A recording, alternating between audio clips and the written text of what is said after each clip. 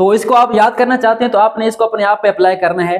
आपके हाथ में जो भी चीज है, फॉर एग्जांपल आपके हाथ में पेन है, पेंसिल है, कॉपी है, ठीक है, मेरे हाथ में मार्कर है। अगर मैंने 50 रुपए का खरीदा, इसको मैंने 60 रुपए का बेच दिया, ठीक है, तो मुझे क्या आएगा? ज़ाहिर बात है, मुनाफा आएगा। बिस्मिल्लाहिर्रहमानिर्रहीम, अस्सलाम वालेकुम, welcome students, welcome to my YouTube channel. Students, आज हम class 9th mathematics Punjab text book board की न्यू बुक 2025 उसके एक्सरसाइज नंबर 1.3 का पार्ट 4 यानी इसका लास्ट पार्ट सॉल्व करने जा रहे हैं, जिसके अंदर हम क्वेश्चन नंबर 7, 8 एंड 9 सॉल्व करेंगे। So first of all question number 7 की तरफ चलते हैं, इसकी स्टेटमेंट को रीड करते हैं। हमारे पास क्वेश्चन नंबर 7 में क्या गिवन है?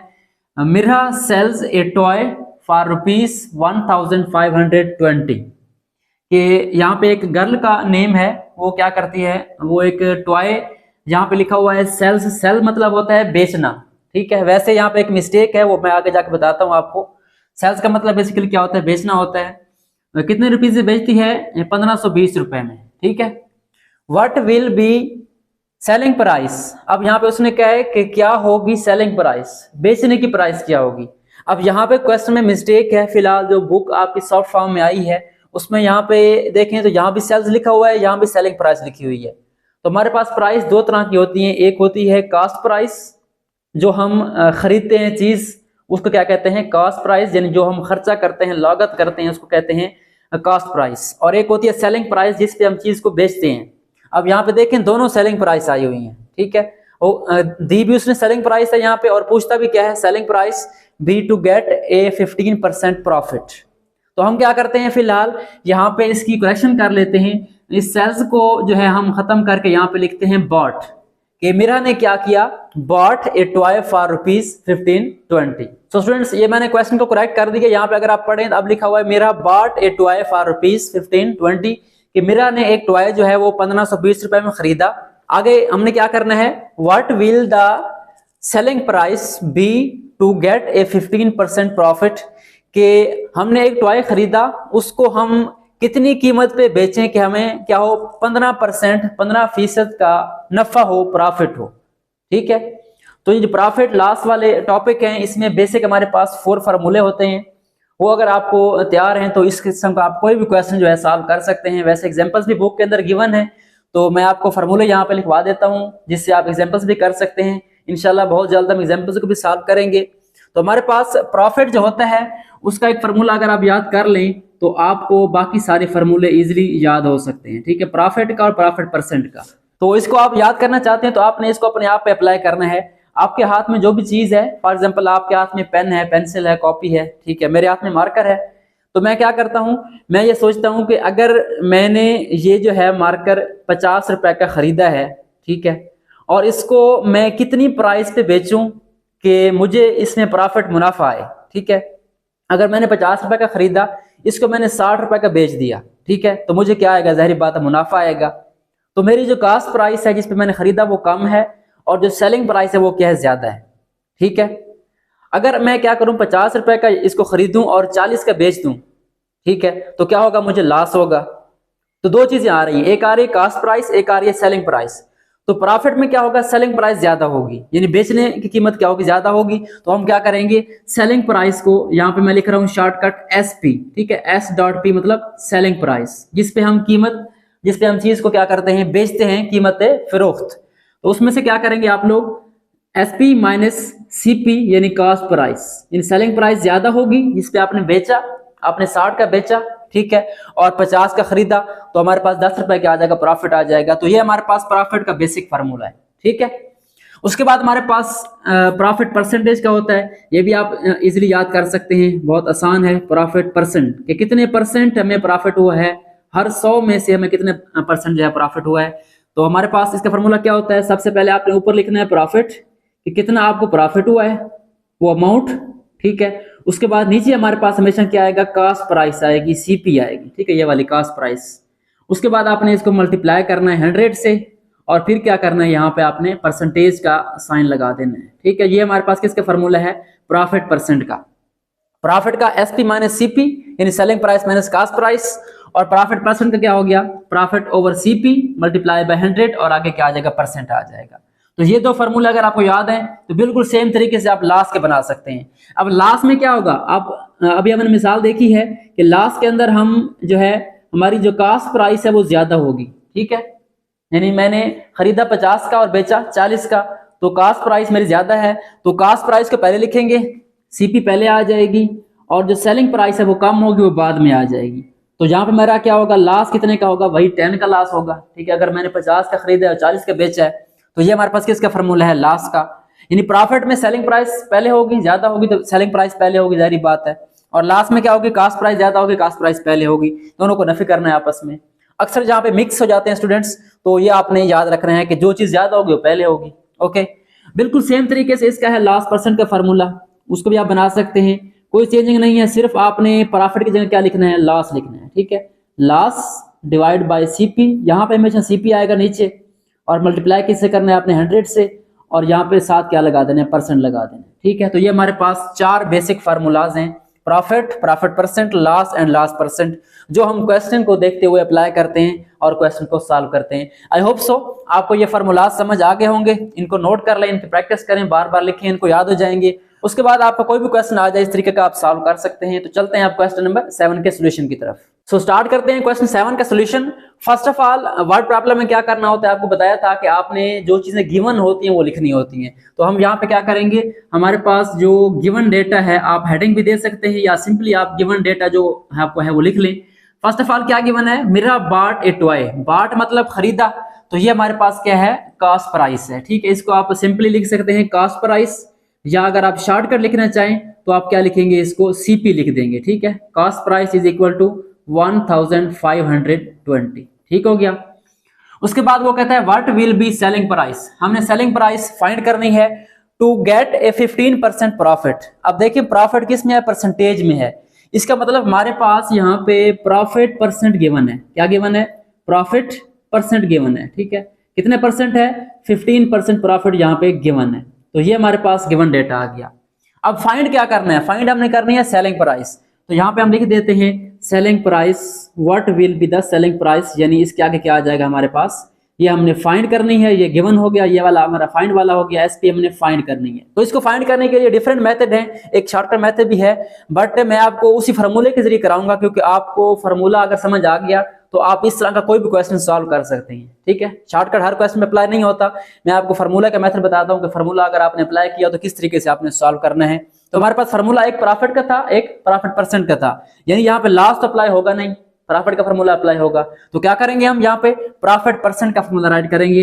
हमारे पास प्रॉफिट परसेंट आ जाएगा, किसके बराबर था, अभी हमने लिखा था इसको, profit percent is equal to profit divide by CP आ जाएगा, उसके बाद मल्टीप्लाई बाय क्या हो जाएगा 100, और इधर क्या आ जाएगा हमारे पास परसेंट, ठीक है। अब यहाँ पे आपने वैल्यूज पुट करनी है। अब देखिए यहाँ पे हमारे पास प्रॉफिट परसेंट गिवन है, कॉस्ट प्राइस गिवन है, 100 एक नंबर है, प्रॉफिट हमारा आ जाएगा। जब प्रॉफिट आ जाएगा तो सीपी हमारे पास मौजूद है, कास्ट प्राइस, हम सेलिंग प्राइस इजीली निकाल सकते हैं। आप डायरेक्ट भी कर सकते हैं, बट मैं आपको ये मशवरा दूंगा कि आप ये फार्मूला अप्लाई करना सीखें, ताकि इस तरह से आप कोई भी क्वेश्चन सॉल्व कर सकें। तो आपने वैल्यू पुट करनी है, प्रॉफिट परसेंट हमारे पास कितना है, 15% है, तो यहाँ पे हम लिख देते हैं 15%, ठीक है। और प्रॉफिट हमारे पास अभी नहीं है, इसको हम फाइंड करेंगे, प्रॉफिट हमारे पास आ जाएगा यहाँ पे। और उसके बाद सीपी हमारी कितनी है, कॉस्ट प्राइस 1520 यानी 1520 आ जाएगी, और मल्टीप्लाई किससे हो रहा है 100 से, और आगे क्या हमारे पास परसेंट है, ठीक है। तो आपने क्या करना है, यहाँ पे परसेंट और परसेंट दोनों तरफ हैं, इनको आप फिलहाल जो है स्किप कर दें, गायब कर दें, यानी खत्म कर दें, कैंसिल कर दें। हमारे पास बचना क्या है, हमारे पास बचेगा 15, और इधर हमारे पास बचना है प्रॉफिट बटा 1520 और मल्टीप्लाई बाय 100। तो आपने इन दो चीजों को इस तरफ लेके आना, ताकि हमारे पास प्रॉफिट का आंसर आ जाए। जब प्रॉफिट आ जाएगा तो एसपी हम इजीली फाइंड कर सकते हैं। तो आपने क्या करना है, इस 1520 को आपने इधर मल्टीप्लाई कर देना है, यानी 15 मल्टीप्लाई बाय 1520 हो जाएगा 1520, और ये 100 जो है वो मल्टीप्लाई हो रहा है। इसको आप नेक्स्ट स्टेप में भी कर सकते हैं, मैं डायरेक्ट एक स्टेप में कर रहा हूँ। आपने क्या करना है, इसको यहाँ पे डिवाइड कर देना है, ठीक है। 100 से क्या करना है, आपने डिवाइड कर देना है। तो हमारे पास यहाँ क्या बच जाएगा, सिर्फ प्रॉफिट बच जाएगा, ठीक है, प्रॉफिट हमारे पास आ जाएगा। तो कैलकुलेटर आपको 9th क्लास में अलाउड है, आप यूज कर सकते हैं इजीली। तो आप जीरो कैंसिल भी कर सकते हैं, या आप डायरेक्ट मल्टीप्लाई करें 15 को, किससे मल्टीप्लाई करेंगे, 15 को मल्टीप्लाई करेंगे 1520 से, हमारे पास आंसर क्या आ जाएगा 20,800, ठीक है। इसको डिवाइड करना है 100 से, तो आपकी सिंपली 2 जीरो जो है वो कैंसिल हो जाएंगी, हमारे पास जो प्रॉफिट आएगा वो कितना आ जाएगा, प्रॉफिट हमारे पास आ जाएगा, ये जीरो आपकी कैंसिल होगी दो वाली, या डिवाइड कर दें फिर भी आपके पास आंसर जो आएगा वो प्रॉफिट आपके पास यहाँ पे आ जाएगा 228। तो हमारे पास प्रॉफिट कितना आ गया, 228। अब प्रॉफिट तो आ गया है, असल चीज हमने कौन सी फाइंड करनी थी, हमने फाइंड करनी थी सेलिंग प्राइस। ठीक है, अब सेलिंग प्राइस आपको पता है प्रॉफिट के फार्मूले में आती है। ठीक है, तो यहाँ पे हम क्या करेंगे, हम यहाँ पे लिखेंगे प्रॉफिट का फार्मूला। ठीक है, हमारे पास प्रॉफिट का फार्मूला क्या था, प्रॉफिट का फार्मूला हमने पढ़ा था कि जो चीज ज्यादा हो वो पहले आएगी। अब प्रॉफिट में सेलिंग प्राइस ज्यादा होती है तो सेलिंग प्राइस पहले आ जाएगी, और जो हमारे पास कॉस्ट प्राइस है वो बाद में आ जाएगी। अब यहाँ पे देखिए हमने एसपी फाइंड करनी है, सीपी हमारे पास मौजूद है ये वाली, और प्रॉफिट भी हमारे पास आ चुका है। ठीक है, यहाँ पे वैल्यूज आप पुट कर दें, प्रॉफिट हमारे पास है 228, यहाँ पे पुट कर देंगे, और एसपी हमने फाइंड करना है, इसको वैसे लिखेंगे सेलिंग प्राइस, और सीपी कितना है हमारा ये वाला 1520, ये हम यहाँ पे पुट कर देंगे। ठीक है, तो अब हमारे पास क्या आ गया, इक्वेशन आपकी बन गई। हमने एसपी फाइंड करना है, तो इस -1520 को इधर ले आके क्या कर दें, आप जमा कर दें, तो हमारे पास सेलिंग प्राइस का आंसर क्या आएगा, 228 प्लस 1520, इनको आपस में ऐड कर दें तो हमारे पास सेलिंग प्राइस का आंसर आ जाएगा। तो इसको आप ऐड कर दें, 1520 प्लस क्या है हमारे पास 228, तो ये हमारे पास आ जाएगा 1748, यानी 1748 हमारे पास क्या आ गई वैल्यू, सेलिंग प्राइस की, एसपी की वैल्यू आ गई। ठीक है, तो ये हमारे पास सेलिंग प्राइस का आंसर है। अगर हम यहाँ पे क्या लिख दें, बाट लिख दें। ठीक है, अब इसमें दो ऑप्शन है, या यहाँ पे बाट आएगा, या यहाँ पे अगर सेल्स आता है तो यहाँ पे क्या आ जाएगा, कॉस्ट प्राइस आ जाएगा। फिलहाल हम इसको इस तरीके से कर रहे हैं, अगर हो सकता है आपकी जो बुक न्यू आएगी हार्ड फॉर्म में, और उसमें क्वेश्चन अगर इस तरीके से हुआ तो फिर तो हमारा क्वेश्चन ठीक है। ठीक है, आंसर भी हमारा ठीक है। अगर आपका क्वेश्चन थोड़ा चेंज हुआ तो फिर इंशाल्लाह हम उसको सॉल्व कर लेंगे मैं आपके साथ, तो इंशाल्लाह जिंदगी रही तो आपको सॉल्व करवा दूंगा। फिलहाल हम इसको इस तरीके से कर रहे हैं। तो ये हमारे पास क्वेश्चन नंबर 7 जो है वो सॉल्व हो चुका है। आई होप सो आपको इसकी समझ आ गई होगी। सो अब हम चलते हैं इसके नेक्स्ट क्वेश्चन की तरफ, क्वेश्चन नंबर 8 की तरफ। सो स्टूडेंट्स चलते हैं क्वेश्चन नंबर 8 की तरफ। फर्स्ट ऑफ ऑल इसको रीड करते हैं। हमारा जो क्वेश्चन नंबर 8 है ये टैक्स के मुतालिक है। आप अक्सर न्यूज में सुनते होंगे FBR के बारे में, टैक्स के बारे में, टैक्स के गोशवारे। ठीक है, तो उसी के मुतालिक सवाल है हमारा। यहाँ पे क्या लिखा हुआ है, the annual income of Tayyab is ₹9,60,000। कि तैयब की जो सालाना आमदनी है, इनकम है उसकी साल की, वो कितनी है, 9,60,000। ठीक है, उसके बाद कहता है while the exempted income is ₹1,30,000। अब ये एग्जेम्प्टेड इनकम से क्या मुराद है स्टूडेंट्स, जो गवर्नमेंट टैक्स अप्लाई करती है अपने जो रहने वाले शहरी होते हैं, तो उसमें हमारे पास एक लिमिट होती है, उसमें एक अमाउंट होती है कि इस अमाउंट तक जो है टैक्स माफ है। ठीक है, अब ये वही अमाउंट है एग्जेम्प्टेड, मतलब ये टैक्स से फ्री है।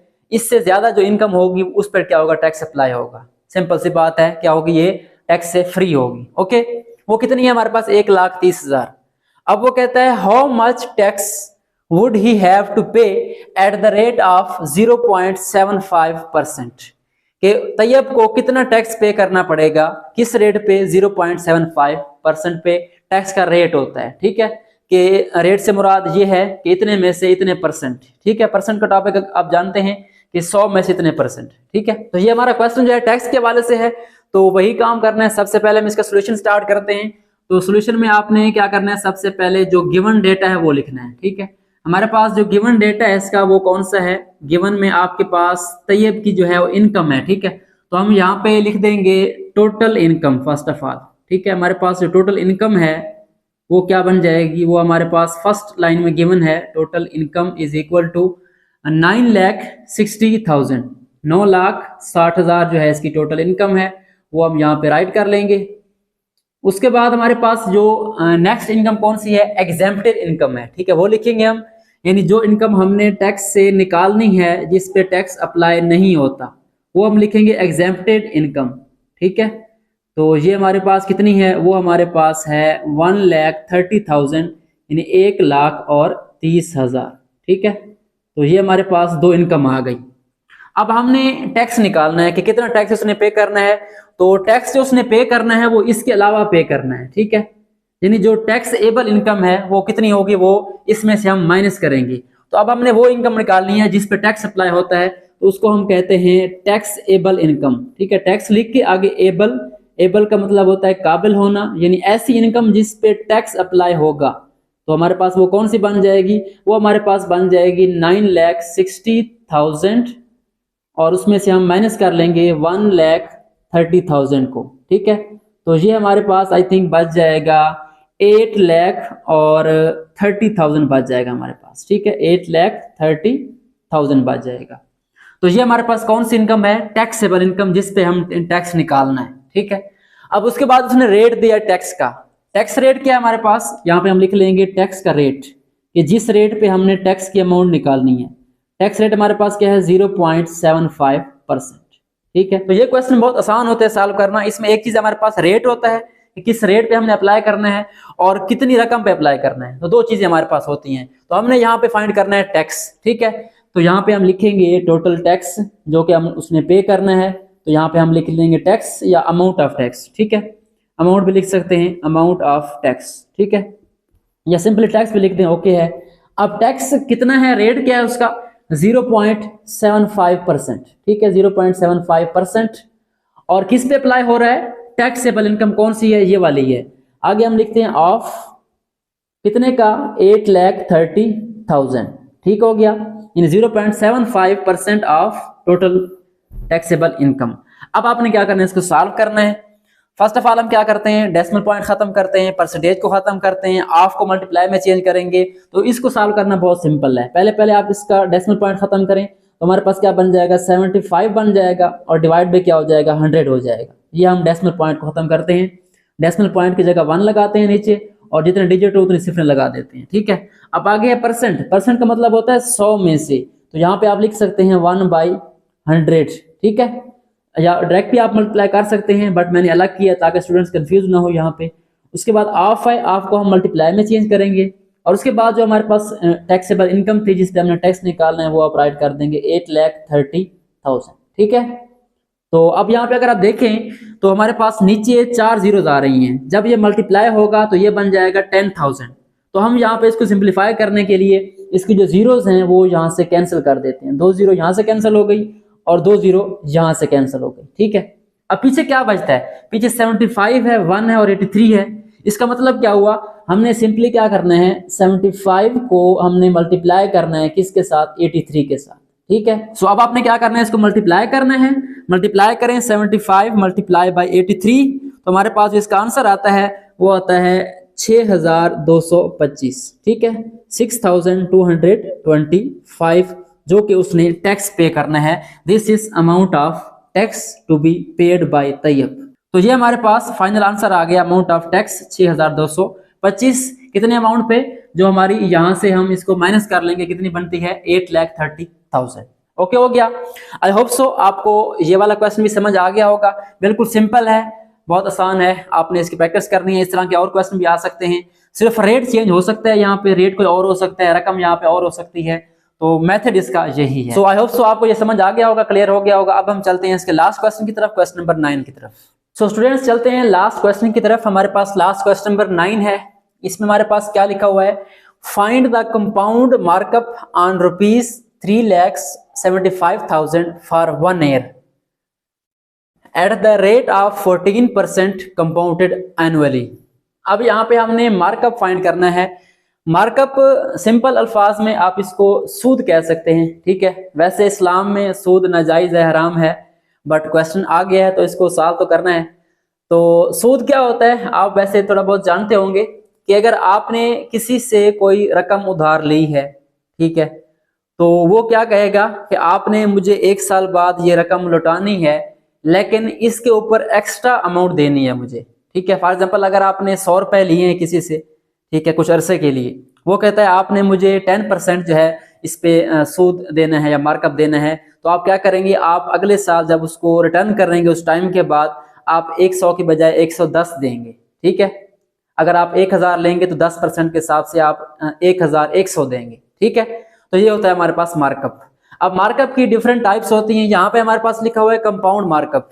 तो कंपाउंड मार्कअप में क्या होता है, ये हर साल बढ़ता जाता है। अगर आपने 1 साल के लिए लिया है तो इतना होगा, अगर 2 साल के लिए लिया है तो वो जो आपकी टोटल रकम थी उसके साथ जो 1 साल वाला मार्कअप था वो भी ऐड होगा, उस पे क्या करेगा, दोबारा जो है वो मार्कअप लगाएगा नेक्स्ट ईयर, सेकंड ईयर। ठीक है, तो आपको इसकी डिटेल में जाने की जरूरत नहीं है, सिंपल आप समझे मार्कअप है। हमारे पास रकम कितनी है, वो 3,75,000 है एक साल के लिए।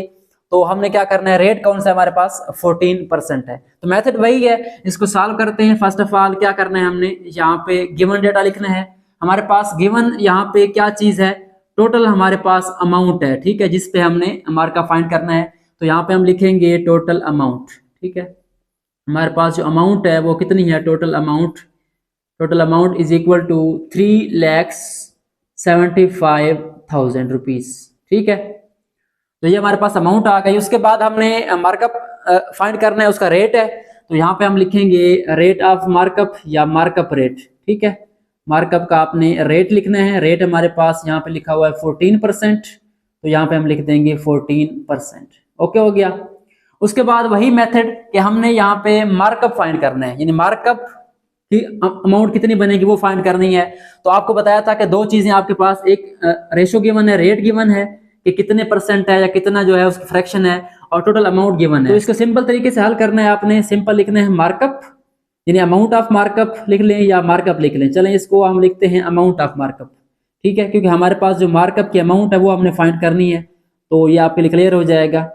कितनी है हमारे पास, 14%। रेट कितना है हमारा, 14%। और किस अमाउंट पे लगाना है हमने, ऑफ के बाद हमारे पास ये अमाउंट है 3,75,000।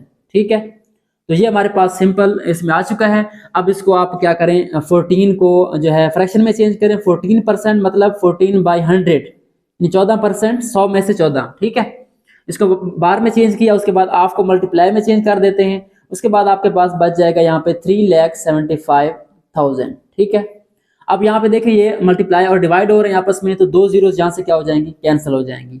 अब आपने यहाँ पे क्या करना है, आपने 14 को मल्टीप्लाई करना है किसके साथ, सिंपली 3,750 के साथ। हमारे पास क्या आ जाएगा, इसका आंसर आ जाएगा। तो मल्टीप्लाई करते हैं, 14 को मल्टीप्लाई करना है आपने किसके साथ, 3,750। तो हमारे पास जो इसकी अमाउंट आ रही है वो कितनी आ रही है, 52,500।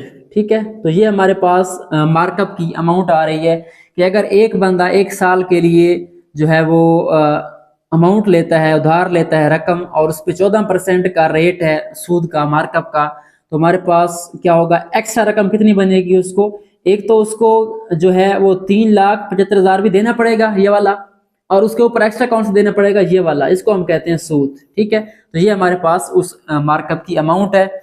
आई होप सो आपको ये वाला क्वेश्चन भी समझ आ गया होगा। बहुत आसान क्वेश्चन है, इजी क्वेश्चन है। सो स्टूडेंट्स, ये हमारे पास class 9th mathematics new book 2025 का चैप्टर नंबर 1 और उसके एक्सरसाइज नंबर 3 आज कंप्लीट हो चुकी है। हमने चैप्टर नंबर 1 तकरीबन कंप्लीट कर लिया है। अब इसकी एग्जांपल्स रहती हैं, वो भी इंशाल्लाह मैं आपको सॉल्व करवा दूंगा, और इसकी रिव्यू एक्सरसाइज के एमसीक्यूज हैं और कुछ क्वेश्चन हैं वो भी सॉल्व कर लेंगे। तो हमारी जो एक्सरसाइजेज हैं 1.1, 1.2 एंड 1.3 वो आज कंप्लीट हो चुकी हैं। आई होप सो आपको मेरा मेथड पसंद आ रहा होगा, आपको समझ आ रही होगी। अगर फिर भी आपको कोई कन्फ्यूजन होती है या आप कोई कमेंट देना चाहते हैं कि इसमें मैं इंप्रूवमेंट ले आऊँ, तो आप लाजमी कमेंट किया करें।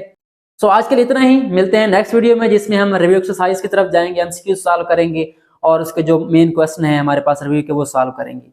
सो thanks for watching and don't forget to subscribe my channel.